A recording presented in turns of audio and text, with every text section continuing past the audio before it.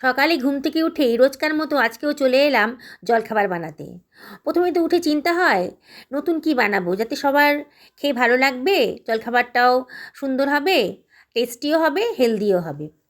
কালকে বানিয়েছিলাম গাজর আর মেথির পরোটা। তা আজকে বানাবো গাজরের পরোটা। গাজরগুলোকে ভালো করে ধুয়ে রেখেছি। শীতের গাজর তো প্রচুর কাদামাটি থাকে। তারপরে পিস পিস করে কেটে নিচ্ছি। এটা গ্রেট করে আমি আগেও অনেকবার বানিয়েছি, কিন্তু আজকে ভাবছি এটাকে গ্রাইন্ডারে পেস্ট করে বানাবো। সেই অনুযায়ী কিছু গাজরকে একবারে তো হবে না, কিছুটা পরিমাণ গাজরকে টুকরো করে কেটে ব্লেন্ড করে নিলাম। কয়েকবার করে করতে হবে, একবারে হবে না। বেশ মিহি করে ব্লেন্ড হয়ে গেছে। এবার সবটাকেই আমি একটা পাত্রের মধ্যে নিয়ে নিচ্ছি। মিক্সার গ্রাইন্ডার অনেকটা ভেতরে ছিল, সেটাও নিয়ে নিলাম। আজকে আমি আটা দিয়ে বানাবো। আটাটা অনেক হেলদি। প্রথমে গ্লাস মতন আটা দিয়ে দিলাম, লাগলে পরে আরও দেবো। এবার দিয়ে দিচ্ছি কাঁচা লঙ্কা কুচি। কাঁচা লঙ্কাটা দিলে পরে খুব সুন্দর একটা টেস্ট আসে। আর এবার দিয়ে দেবো ধনে পাতা। ধনে পাতাটাকেও কুচি কুচি করে দিয়ে দিলাম। ধনে পাতাটাও একটা সুন্দর একটা ফ্লেভার নিয়ে আসে। আজকে আমি এটা পুরো ব্লেন্ড করে বানাচ্ছি, একেবারে নতুন স্বাদের হবে জিনিসটা। এবার ধনে পাতাটা দেওয়া হয়ে গেল। এবার আমি এর মধ্যে দিয়ে দিচ্ছি 1 টেবিল চামচ মতো নুন, আর হাফ টেবিল চামচ মতো হলুদের গুঁড়ো কালারের জন্য, আর সামান্য একটুখানি লঙ্কার গুঁড়ো, আর দিয়ে দিলাম একটুখানি চিনি আর একটুখানি ভাজা মশলা। দিয়ে সব কিছু ভালো করে মিশিয়ে নিচ্ছি। প্রথমে কিন্তু জল দেবো না, ভালো করে মিশিয়ে নেব। তারপরে অল্প অল্প জল দিয়ে এটাকে মেখে নেব। খুব অল্প অল্প করে জল দেবো। একবারে বেশি জল দিয়ে দিলে কিন্তু নরম হয়ে যাবে, পাতলা হয়ে গেলে পরে তখন কিন্তু আর রান্নার টেস্টটা সেরকম আসবে না। খুব সুন্দর করে নরম নরম করে মাখবো, তাই অল্প অল্প করে জল দিয়ে ভালো করে মেখে নিলাম। বেশ ভালো করে মাখা হয়ে গেছে। এইবারে আমি ওটাকে আরেকটু ভালো করে মেখে নিচ্ছি। এবার একটুখানি দিয়ে দিলাম হাতের ডোলে, একটুখানি জোয়ান দিয়ে দিলাম। জোয়ানটা পরে দিলাম, ফ্লেভারটা খুব সুন্দর আসে, খেতেও খুব সুন্দর লাগবে। এবার তেল দিয়ে আরেকবার করে ভালো করে মেখে নিচ্ছি। নিয়ে এটাকে আমি ঢাকা দিয়ে রাখবো। এই মিনিট 15-20 মধ্যে ঢাকা দিয়ে রাখলেই হবে। আপনারা যদি টাইম পান তাহলে এটাকে 1-1.5 ঘন্টাও রাখতে পারেন। একটা কাপড়ে ঢাকা দিয়ে এটাকে আমি সরিয়ে রাখছি। এবার আমি তরকারিটা বানিয়ে নিচ্ছি। আজকে ভাবছি বেগুন দিয়ে একটা তরকারি করব। বেগুনের মশলা বেগুন করব। অনেক সুন্দর সুন্দর বেগুন এসছে। প্রথমে বেগুনটা কেটে নিলাম, না পোকা টোকা কিছু নেই বেগুনে। বেশ সুন্দর বেগুনটা, বেশ কচি কচি। এটাকে বেশ লম্বা লম্বা করে কেটে আবার পিস পিস করে কেটে নিচ্ছি। কেটে নিয়ে এটাকে আমি আগে থেকে ধুয়ে রেখেছিলাম, কিন্তু সব সবজি আমি আগে থেকে ধুয়ে নিই। তাই জন্যে আর নোংরা থাকার পসিবিলিটি থাকে না। এটাকে কেটে নিলাম ভালো করে, দুটো বেগুনই কেটে নিচ্ছি। দুটো বেগুনই করব, বেশি করব না। আমার ছেলে আবার বেগুন খায় না, বেগুনে আবার অ্যালার্জি আছে, ওর মুখ চুলকায়। তাই জন্য আমি, আমার মেয়ে, আমার হাজব্যান্ডই খাবো। এবার বেগুনগুলোকে একটা থালার মধ্যে নিয়ে নিলাম হাফ টেবিল চামচ মতো হলুদের গুঁড়ো, সামান্য একটু লঙ্কার গুঁড়ো, আর নিয়ে নিলাম একটুখানি বেসন 1 টেবিল চামচ মতো। এবারে দিয়ে দিলাম 1.5 টেবিল চামচ মতো গুড়ের পাউডার। গুড়ের পাউডারটা দিয়ে দিচ্ছি, এর খুব টেস্টি হবে। একটুখানি মিষ্টি পড়লে এর মধ্যে এই বেগুনের টেস্টটা কিন্তু খুব বেড়ে যায়। এবার দিয়ে দিলাম ধনেপাতা কুচিটা। এবার দিয়ে দিচ্ছি 1 টেবিল চামচ মতো সাদা তেল, আর দিয়ে দিলাম প্রয়োজন মতো নুন, এই হাফ টেবিল চামচ মতো। দিয়ে সব কিছু ভালো করে মিশিয়ে নেব। তার আগে কিন্তু একটুখানি জল দিয়ে দিচ্ছি, তাহলে মেশাতে আমার সুবিধা হবে। একটু হাত দিয়ে ঢলে ঢলে ভালো করে যদি বেগুনগুলো মাখিয়ে নেওয়া যায়, তাহলে বেগুনগুলো একটু নরমও হয়ে যায়, আর বেগুনের ভেতরে বেশ মশলাটাও ঢুকে যায়। তাহলে কিন্তু রান্নার পরে বেগুনের মধ্যে টেস্টটা কিন্তু দারুণ আসে। তাই ভালো করে হাত দিয়ে মেখে নিচ্ছি।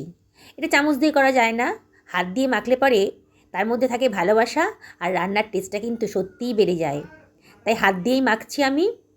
দিয়ে সব কিছু ভালো করে মাখিয়ে একটু মিনিট 5-6 জন্য রেস্টে রাখবো। ফ্রাই প্যানে তেলটা গরম হয়ে গেছে। এইবার আমি বেগুনগুলোকে দিয়ে দিচ্ছি। বেগুনগুলোকে দেওয়া হয়ে যাচ্ছে। মিডিয়ামের ফ্লেমেই কিন্তু আমি ফ্লেমটাকে রেখেছি। সমস্ত বেগুনগুলো দিয়ে দেব। এই রান্নার রেসিপিটা কিন্তু দারুণ সোজাও, আর খেতে কিন্তু বেশ টেস্টি হয়। এমনিতে বেগুন খেতে সুন্দর লাগে যেমনভাবেই রান্না করা যায় না কেন, কিন্তু তার মধ্যে যদি এই রেসিপিটা হয় তাহলে কিন্তু বেশ ভালো লাগে। গ্যাসটাকে আমি লো ফ্লেমে করে ঢাকা দিয়ে দিলাম মিনিট 5-6 জন্যে। খানিক্ষণ বাদে ঢাকা তুলে একটু নেড়ে দিতে হবে। দেখতে হবে পোড়া না লেগে যায়। হালকা হাতে একটু নেড়ে দিচ্ছি। বেশ নরম হয়ে গেছে বেগুনটা, কিন্তু গলে না যায়, গলে গেলে কিন্তু টেস্টটা আসবে না, তখন ভর্তার মতো হয়ে যাবে। একটু ভাজা ভাজা মতো হয়ে গেছে। এবারে আমি আরেকটু নাড়াচাড়া করে দিচ্ছি, ভালো করে নাড়তে হবে। বেগুন খেতে কিন্তু বেশ ভালো লাগে। বেগুনটাকে ওপাশে গ্যাসে পাঠিয়ে দিয়েছি একদম লো ফ্লেম করে। আমার আটাটা তো অনেকক্ষণ মাখা হয়ে গেছে, এবার আমি আরেকটু মেখে নিচ্ছি। খুব নরম হয়েছে। এবার এটা আমি আটা দিয়েই বেলবো। আটা দিয়ে গোল গোল করে বেলে নিচ্ছি, হালকা হাতেই বেলছি। এবারে খুব বেশি মোটাও করব না, খুব বেশি পাতলাও করব না।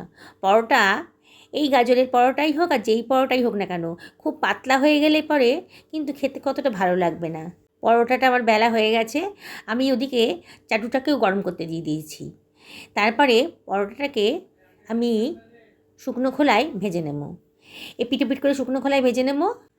শুকনো খোলায় ভাজা হয়ে গেলে আমি অল্প পরিমাণে তেল দিয়ে, সাদা তেল দিয়ে ওটাকে ভেজে নিচ্ছি। খুব বেশি তেল দেবো না, অল্প তেলেই ভাজবো, এটা হেলদি হবে।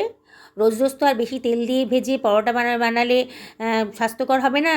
সেই জন্যে অল্প তেলেই আমি এপিট করে ভালো করে ভেজে নিচ্ছি। কিন্তু দেখতে হবে যাতে ভেতরটা কাঁচা না থাকে। কাঁচা থাকলে কিন্তু রান্নার টেস্টটা একেবারেই নষ্ট হয়ে যাবে। আবারও চেপে চেপে ভালো করে ভেজে নিচ্ছি। দেখুন বেশ ভাজা হয়ে গেছে, কালারটা কিন্তু দারুণ এসেছে। গাজরের একটা সুন্দর কালার আছে, সেই কালারটার জন্যে রান্নার টেস্টটা কিন্তু আরও বেড়ে যাবে, দেখেই কিন্তু খেতে ইচ্ছা করবে। এইভাবে সব পরোটাগুলোকে আমি ভেজে নেব। সবগুলো ভাজা হয়ে গেছে। আপাতত আমি দুটো ভেজে আমার হাজব্যান্ডকে খেতে দিয়ে দিচ্ছি, জলখাবার, অনেকক্ষণ ধরে বসে আছে। এবারে আমার কিন্তু বেগুনটাও একেবারে নরম হয়ে গেছে আর তৈরি হয়ে গেছে। এবার আমি আমার হাজব্যান্ডের জন্যে জলখাবারটা রেডি করে দিচ্ছি। গাজরের পরোটা আর মশলা বেগুন, এটা পেলে কিন্তু বেশ খুশিই হবে। যাই হোক, আমি এটা খেতে দিয়ে দিচ্ছি আমার হাজব্যান্ডকে।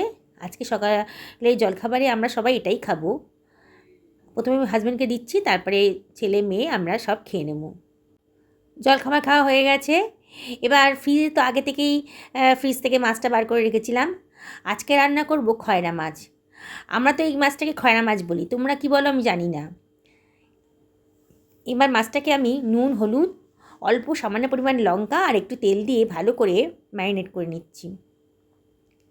মাছটাতে একটু তেল মাখিয়ে নিলে মাছটা ফাটে কম। এই মাছগুলো খুব ফাটে, তেল মাখালে মাছগুলো ফাটে কম। কড়াইটা খুব গরম হয়ে গেছে। খুব গরম হয়ে যাওয়ার পর আমি তেলটা দিয়েছি, তাহলে কিন্তু মাছগুলো কড়াই গায়ে লেগে যাবে না। এটা একটা ট্রিক্স কিন্তু, কড়াইটা খুব গরম হওয়ার পরে তেলটা দেবে, তাহলে কিন্তু দেখবে যখন মাছ ভাজবে মাছগুলো কড়াই গায়ে লেগে যাবে না। এইবারে মাছগুলো আমি একটা একটা করে ভাজছি, একসঙ্গে দিলে আবার লেগে যাবে, তখন রান্নার টেস্টটা নষ্ট হয়ে যাবে। এবার সবগুলো ভাজা হয়ে গেছে। এবার তার মধ্যে দিয়ে দিলাম একটুখানি কালো জিরে, কাঁচা লঙ্কা, আদা বাটা, আর দিয়ে দিলাম একটা টমেটো কুচি। ভালো করে মশলাটাকে কষিয়ে নিচ্ছি। এবার দিয়ে দিলাম হাফ টেবিল চামচ মতো হলুদের গুঁড়ো, হাফ টেবিল চামচ মতো জিরের গুঁড়ো, আর হাফ টেবিল চামচ মতো ধনের গুঁড়ো, আর সামান্য পরিমাণ লঙ্কা, আর হাফ টেবিল চামচ মতো নুন। নুনটা পছন্দ মতো দেবে, যে যেমন নুন পছন্দ করে।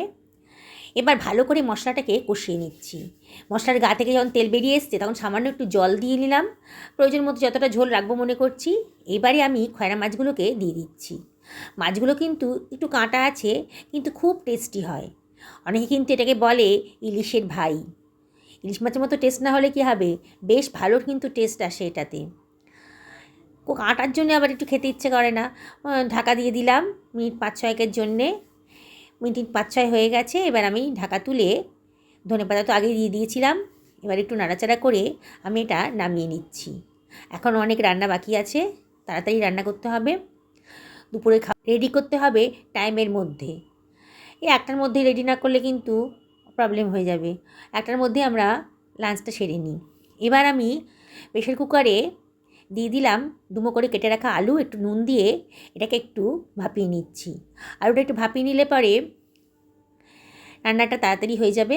সেই জন্য প্রেশার কুকারে সিটি দিইনি, একটুখানি মিনিট 2-3 জন্যে প্রেশার কুকারের ঢাকনাটা বন্ধ করে একটুখানি ভাপিয়ে নিয়েছি। তারপরে একটা ছাঁকনি দিয়ে তুলে আলুগুলোকে সরিয়ে রাখলাম একটা পাত্রের ভেতর। ওই প্রেশার কুকারের মধ্যে দিয়ে দিলাম সাদা তেল। তেলটা গরম হয়ে গেলে দিয়ে দিলাম গোটা গরম মশলা, একটুখানি জিরে ফোড়ন দিয়ে এবারে আমি তার মধ্যে দিয়ে দিচ্ছি 2 তেজপাতা আর আদার পেস্ট। এটা নিরামিষ করেই করছি রান্নাটা। দিয়ে দিলাম কাঁচা টমেটো, অনেক কাঁচা টমেটো নিয়ে এসছে। কাঁচা টমেটো দিলে কিন্তু শীতকালে একটা অন্যরকম ফ্লেভার আসে, তাই কাঁচা টমেটো দিয়ে দিলাম হলুদের গুঁড়ো, জিরের গুঁড়ো, ধনের গুঁড়ো, সামান্য পরিমাণ লঙ্কার গুঁড়ো আর প্রয়োজন মতো নুন দিয়ে মশলাটাকে ভালো করে কষিয়ে নিচ্ছি। এবারে দিয়ে দিলাম ভাপিয়ে রাখা পেঁপে আর ভাপিয়ে রাখা আলুগুলো দিয়ে সব কিছু ভালো করে মিশিয়ে নিচ্ছি। প্রেশার কুকারে করছি তো, তাই রান্নাটা খুব তাড়াতাড়ি হয়ে যাবে। এবারে প্রেশার কুকারে দিয়ে দিলাম ঢাকনা, দিয়ে দিলাম। এইবারে আমি ওটাকে অন্য গ্যাসে সরিয়ে দিয়ে একটা কড়াইতে তেল গরম হয়ে গেলে পরে দিয়ে দিলাম জিরে ফোড়ন আর দিয়ে দিলাম একটা পেঁয়াজ কুচি, দিয়ে দিলাম হাফ টেবিল চামচ মতো হলুদের গুঁড়ো আর একটুখানি নুন, এই হাফ টেবিল চামচ মতো।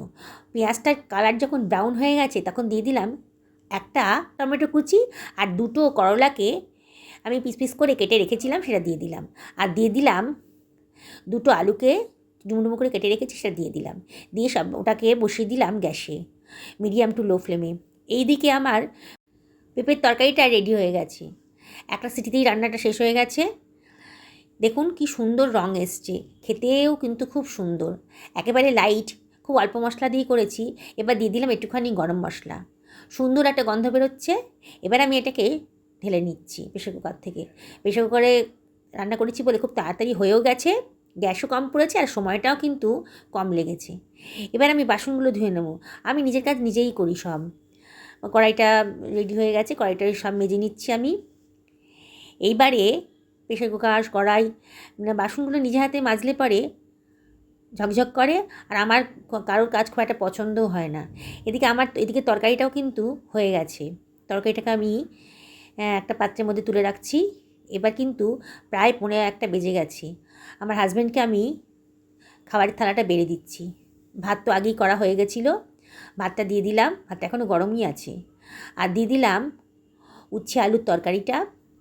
উচ্ছে আলুর তরকারি খেতে বেশ ভালো লাগবে, একটু টকটকও হয়েছে, কাঁচা টমেটো দিয়েছিলাম বলে। আর সকালের বেঁচে যাওয়া মশলা বেগুনটা খানিকটা রয়েছে সেটাও দিয়ে দিলাম। আর দিলাম পেঁপের তরকারি, আর দিয়ে দিলাম খয়রা মাছের ঝোল। খয়রা মাছের কাঁটা থাকলে কী হবে, খেতে কিন্তু বেশ টেস্টি। এটা দিয়ে দিলাম। আর কালকে করেছিলাম লঙ্কার আচার, একটু লঙ্কার আচারও দিয়ে দিলাম। অনেকটা দেরি হয়ে গেছে, এবার তাড়াতাড়ি আমি আমার হাজব্যান্ডের খাবারটা দিয়ে দিচ্ছি। বন্ধুরা, আজকের ব্লগটা এখানেই শেষ করছি। তোমরা ভালো থাকো,